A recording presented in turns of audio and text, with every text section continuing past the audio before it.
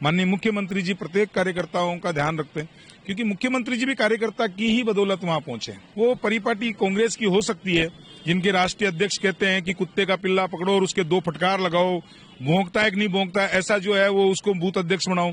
ये उनकी परिपाटी है। भारतीय जनता पार्टी का कार्यकर्ता, मैं आपको फिर कहता हूं, महत्वपूर्ण होता है, हर व्यक्ति के लिए महत्वपूर्ण होता है।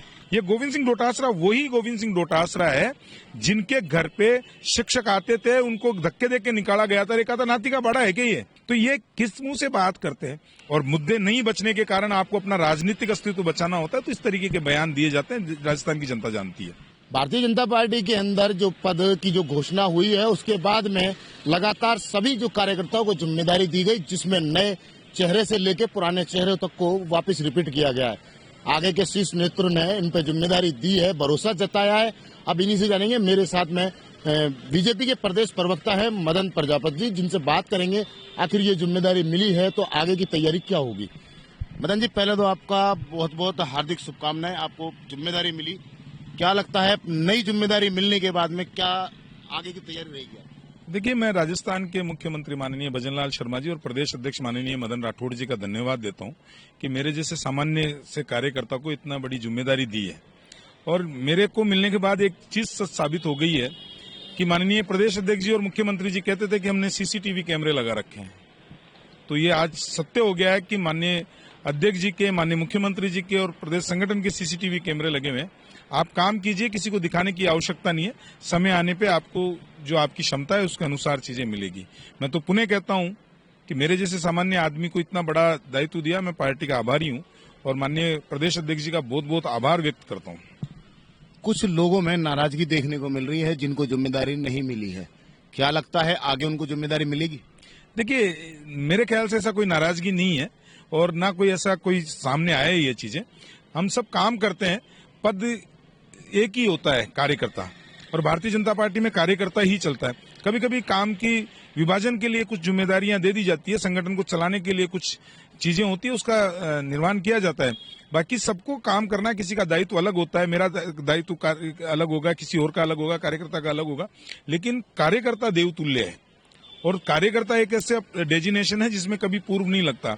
हम सभी कार्यकर्ता हैं, कुछ समय के लिए आपको जिम्मेदारी दी जाती है, उस जिम्मेदारी का निर्वहन करते हैं। मेरे ख्याल से भारतीय जनता पार्टी में ऐसी चीजें देखने को नहीं मिली है और मैं समझता हूं जिनको मिला है वो भी बहुत योग्य व्यक्ति हैं, और जिनको नहीं मिला उसका मतलब ये नहीं कि योग्य नहीं है। कभी कभी आपका रिसप्लिंग होती है चीजों के लिए, वो हुआ है, सबको पता है। और इतने काम होते हैं कि हमारे पास तो काम करने वालों की कमी होती, कार्य की कमी नहीं होती, और हर कार्यकर्ता जो है वो सम्मान्य है।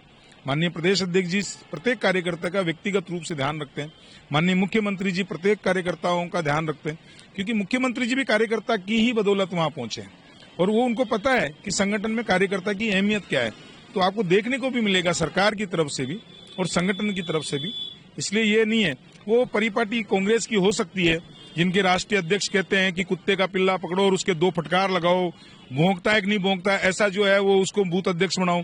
या राहुल गांधी जी कहते हैं लंगड़ा घोड़ा, बारात का घोड़ा, फलाना घोड़ा, ये उनकी परिपाटी है। भारतीय जनता पार्टी का कार्यकर्ता, मैं आपको फिर कहता हूं, महत्वपूर्ण होता है, हर व्यक्ति के लिए महत्वपूर्ण होता है। गोविंद सिंह डोटासरा ने जो 3 दिवसीय जो कार्यकर्ताओं की जन सुनवाई रखी थी बीजेपी में, गोविंद सिंह डोटासरा उसको पर कई विवादित बयान दे रहे हैं। देखिए, गोविंद सिंह डोटासरा जी का क्या है, थोड़ा सा हिसाब किताब अब जो है वो खराब हो गया। वो अपने राजनीतिक अस्तित्व और पार्टी का खोते हुए जनाधार को बचाने के लिए ऐसे उलझुल बयान देते हैं। जो हालत उनकी बिहार के अंदर हुई है वो सबको पता है।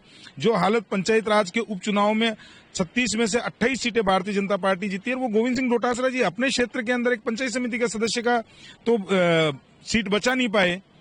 वो आज कितनी बड़ी बात कर लो, लेकिन ये हमको पता है, ये गोविंद सिंह डोटासरा वही गोविंद सिंह डोटासरा है जिनके घर पे शिक्षक आते थे, उनको धक्के देके निकाला गया था, रेखा था नाती का बड़ा है क्या ये गोविंद सिंह डोटासरा वही गोविंद सिंह डोटासरा है जो तत्कालीन मुख्यमंत्री अशोक गहलोत जी के साथ में शिक्षक सम्मेलन में गए थे, शिक्षा मंत्री थे, और वहां पूछा गया कि शिक्षकों के से ट्रांसफर में पैसे तो नहीं लिए जाते। पूरे होल ने एक साथ दिया। आप जैसे चैनलों ने दिखाया था कि बिना पैसे के ट्रांसफर नहीं होते। तो ये किस मुंह से बात करते हैं? हाँ, इनको ऐसा लगता है कि इनकी कुर्सी शायद इस तरीके से उलझुल बयान देने या बेतुके बयान देने से चल जाएगी, लेकिन एक चीज सच साबित हो गई इससे कि राजस्थान की जो सरकार है, माननीय मुख्यमंत्री जी की, भजनलाल जी की सरकार में जो कार्य हो रहे, विपक्ष मुद्दाहीन हो गया।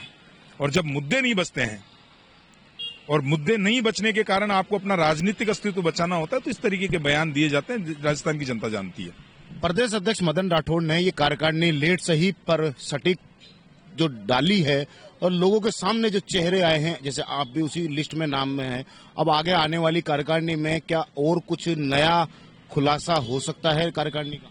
देखिए, जो लोग कार्य कर रहे हैं उनकी क्षमता के अनुसार दायित्व दिए जाते हैं और भारतीय जनता पार्टी में एक व्यक्ति फैसला नहीं लेता है।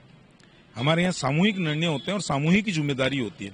सामूहिक निर्णय के अंदर जो निकल के आता है उसके हिसाब से हम काम करते हैं। ये व्यक्तिवाद और परिवारवाद की पार्टी नहीं है ना कि वहां से गोविंद सिंह सचिन पायलट जी प्रदेश अध्यक्ष रहेंगे और गोविंद सिंह डोटासरा जी को एक्सीडेंटल प्रदेश अध्यक्ष बना दिया जाएगा। यहाँ तो सामूहिक निर्णय होता है, सोच समझ के विचार विमर्श के साथ में चीजें सामने आती है और उस विचार विमर्श में जो भी निर्णय होता है वो सबके सामने आता है।